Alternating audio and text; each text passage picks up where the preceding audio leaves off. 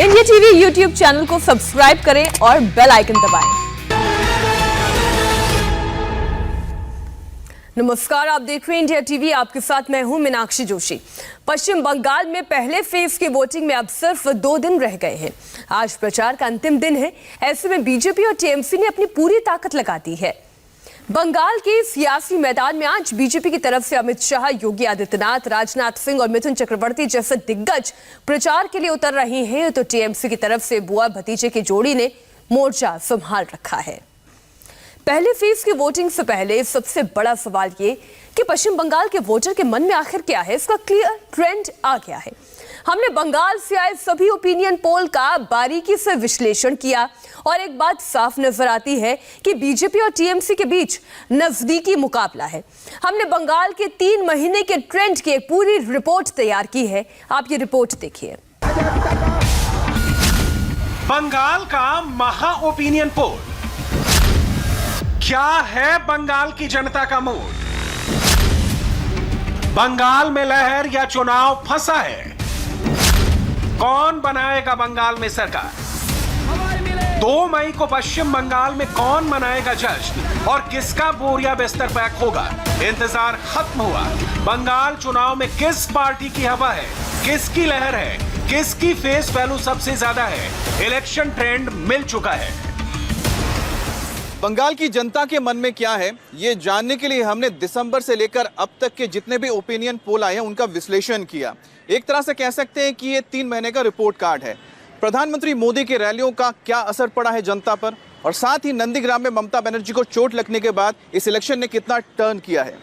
एक एक करके सभी पोल के रिजल्ट हम आप तक पहुंचाएंगे सिलसिलेवार ढंग से। बंगाल की डायरेक्ट फाइट बीजेपी और टीएमसी के बीच दिख रही है। बुधवार को कांथी में प्रधानमंत्री नरेंद्र मोदी की रैली हुई है, तो बांकुड़ा में ममता बनर्जी व्हील चेयर पर दनादन रैलियां करती नजर आई। बंगाल को लेकर दिसंबर से मार्च तक 5 बड़े ओपिनियन पोल हुए हैं। इनके अनुमानों का जब औसत निकाला गया तब जाकर तैयार हुआ महा ओपिनियन पोल। इसके मुताबिक बीजेपी को 143, तृणमूल को 132, लेफ्ट प्लस को 19 सीट मिलने का अनुमान है। महा ओपिनियन पोल से निकली 5 बड़ी हेडलाइन देख लीजिए। नंबर 1, बंगाल में किसी को बहुमत नहीं है। बीजेपी जादुई आंकड़े 148 के करीब है। नंबर 2, ममता की पार्टी तृणमूल को बीजेपी से तगड़ी टक्कर मिल रही है। नंबर 3, सीएम बनने के लिए ममता बंगाल की पहली पसंद है।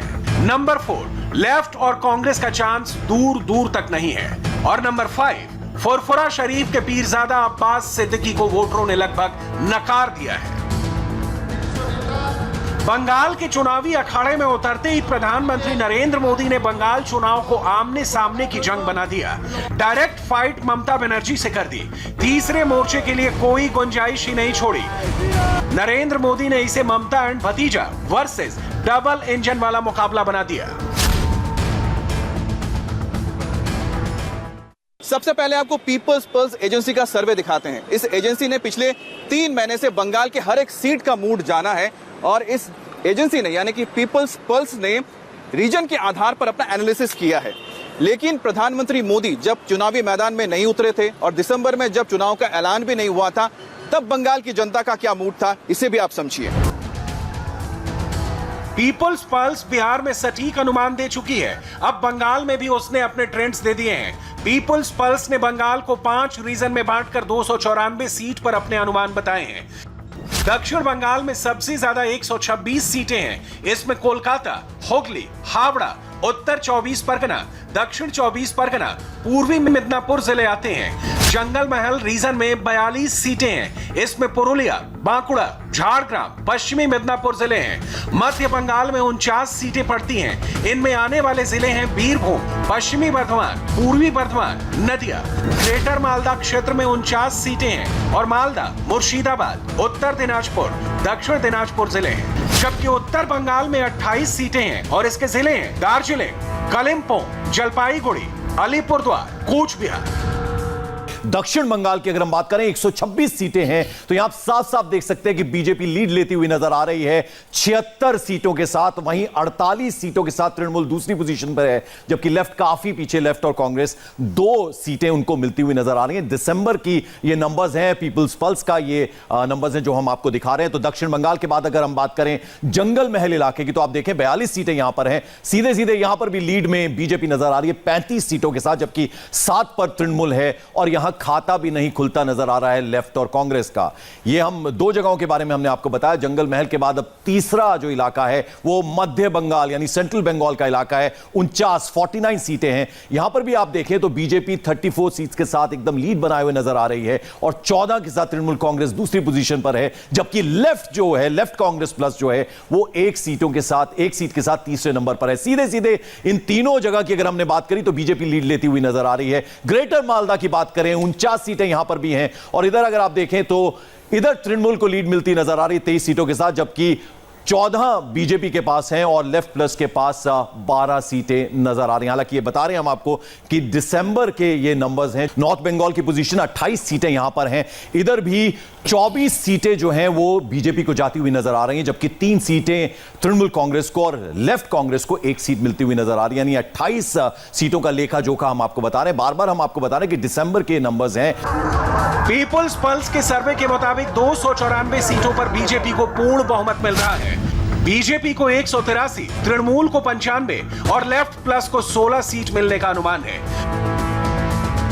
पीपल्स पल्स के मुताबिक सबसे ज्यादा चौंकाने वाला अनुमान साउथ बंगाल का है, जहां बीजेपी को 76 सीटें मिलती दिख रही हैं। चुनाव विश्लेषक सज्जन कुमार ने इसकी बड़ी वजह ये बताई। 2019 के बाद बीजेपी का प्रदर्शन दक्षिण बंगाल में और बेहतर हुआ। लोगों में परिवर्तन को लेकर सेंटिमेंट बढ़ा है। दक्षिण बंगाल में हिंदी भाषी वोटर बढ़ चढ़कर बीजेपी का साथ दे रहे हैं, जबकि अपर कास्ट बंगाली हिंदू और मुसलमान ममता के साथ हैं। मध्य बंगाल में यूथ भ्रष्टाचार और कट मनी से परेशान था, वो बीजेपी की तरफ मुड़ा। मध्य बंगाल में लोगों ने कहा कि फ्री स्कीम नहीं चाहिए, स्किल डेवलप करें। भ्रष्टाचार की वजह से एंटी इनकम्बेंसी ज्यादा है।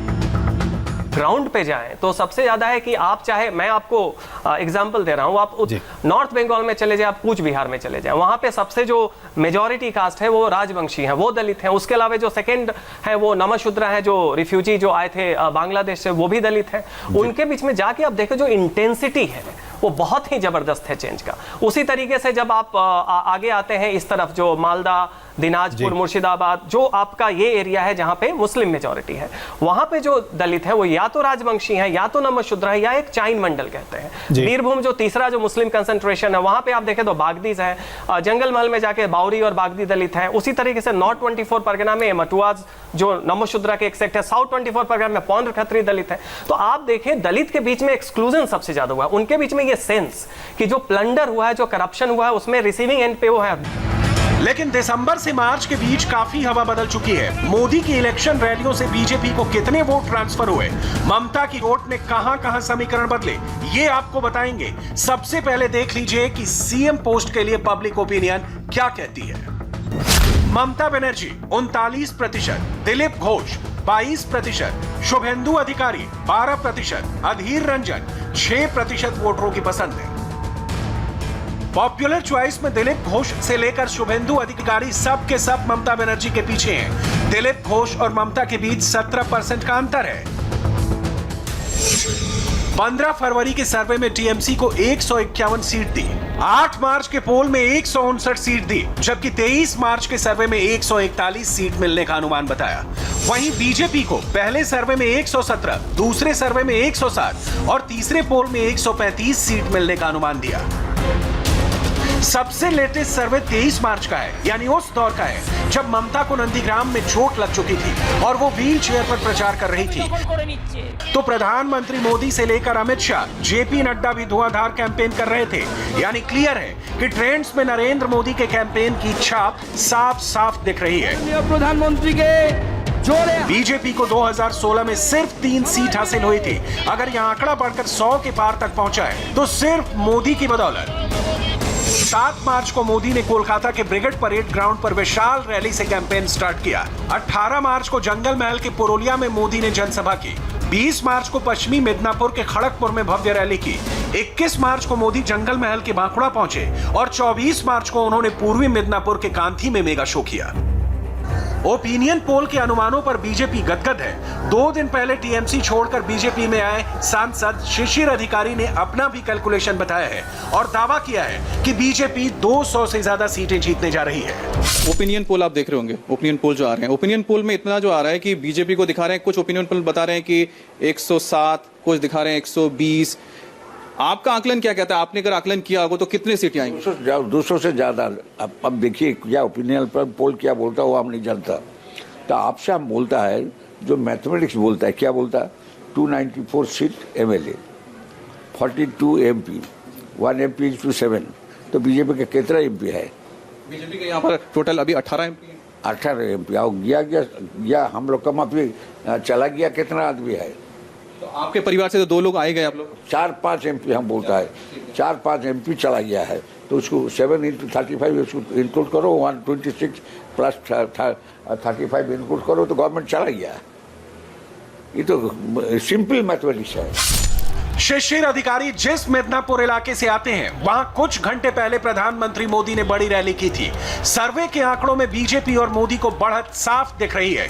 इसे आप शिशिर अधिकारी के कांथी इलाके के सैंपल से भी समझिए, जहां ग्राउंड पर संवाददाता अमित पालित ने वोटरों से बात की है। पब्लिक सोच रहा है नया कोई परिवर्तन चाहिए। अच्छा, नया परिवर्तन आना चाहिए। तो क्या मतलब दीदी की मोदी? मोदी तो आया है। यहाँ पर जो कांथी हो गया, इसके आसपास का पूरा इलाका होगा, पूरा मेदिनीपुर, पूर्व मेदिनीपुर में क्या है, किसकी हवा चल रही है? ये तो शिशिर की हवा चल रही है। सुमंदी का जो बोल रहा है हवा चल रही है, और जो हवा चल रही है सुमंदी का हवा जो चल रही है। आज का मीटिंग हुआ था बीजेपी का, मोदी आया था, उसका सुमंदी का हवा चल रही है। ठीक है, शुभेंदु का चलेगा। हाँ, मालूम होता है जो देश चलाने के लिए मोदी 1 नंबर में है। अच्छा, ये लगता है। राज्य चलाने के लिए ममता 1 नंबर में है। हवा बीजेपी हवा। ये बताइए कि क्या लग रहा है आपको, क्या चल रहा है अभी आप लोग? जो हवा चल रहा है बीजेपी आएगा और बीजेपी जीतेगा, बीजेपी मंत्री बनेगा। अभी तो यहाँ का टीएमसी भी चल रहा है, बीजेपी भी चल रहा है, लेकिन जीतेगा तो बीजेपी लगता है हमको। सी वोटर ने जनवरी के सर्वे में बीजेपी को 102 सीट दी, फरवरी के पोल में 100 सीट, 8 मार्च के सर्वे में 107 सीट और सबसे ताजा 24 मार्च के पोल में 112 सीट का अनुमान है। यानी बीजेपी का परफॉर्मेंस सर्वे दर सर्वे सुधरता चला गया।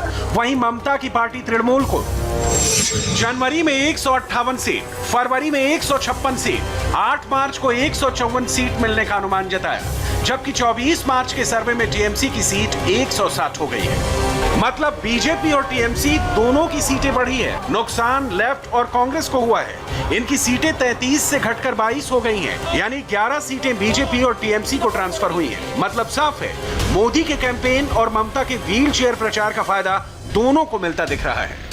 निश्चित तौर पे सबसे ज्यादा जो लोगों का जो एस्पिरेशन था वो 2 लोगों के लिए था, एक अमित शाह और दूसरे प्रधानमंत्री नरेंद्र मोदी। अमित शाह को लेके एक बहुत ही ज्यादा, चूंकि लोगों के बीच में तृणमूल का जो एग्रेशन है उसको काउंटर करने के लिए उन्हें अमित शाह जैसी शख्सियत को लेके ज्यादा आकर्षण है।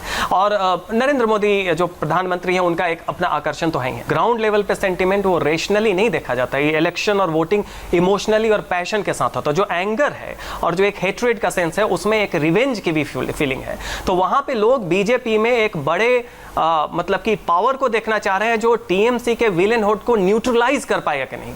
तो वो एग्रेशन उन्हें लगता है कि आज की तारीख में अमित शाह ज्यादा सिग्निफाई कर। सी वोटर के ओपिनियन पोल में वोटरों से मोदी और ममता के काम पर भी सवाल पूछे गए। इस पर भी वोटरों की राय देखनी जरूरी है। वोटरों से पूछा गया कि वो प्रधानमंत्री मोदी के प्रदर्शन से कितना संतुष्ट है। 41% लोगों ने बहुत संतुष्ट में जवाब दिया। करीब 29% लोगों ने कुछ हद तक संतुष्ट होने की बात कही, जबकि 25% वोटर बोले कि वो काम से खुश नहीं है। मुख्यमंत्री ममता बनर्जी के कामकाज को लेकर हमने वोटर्स की राय भी जानी। 45% लोगों का मानना है कि ममता बनर्जी ने अच्छा काम किया, वो संतुष्ट हैं। वहीं 34% ऐसे लोग हैं जिनका यह मानना है कि वो ममता बनर्जी के कामकाज से थोड़ा कम संतुष्ट हैं।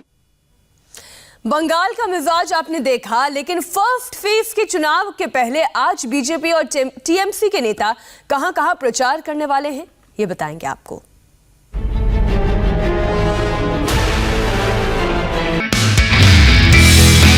नमस्ते, मैं हूं मीनाक्षी जोशी। वीडियो और खबरों से अपडेट रहने के लिए India TV YouTube channel subscribe करें, बेल आइकन दबाना ना भूलें। जुड़े रहें इंडिया टीवी के साथ।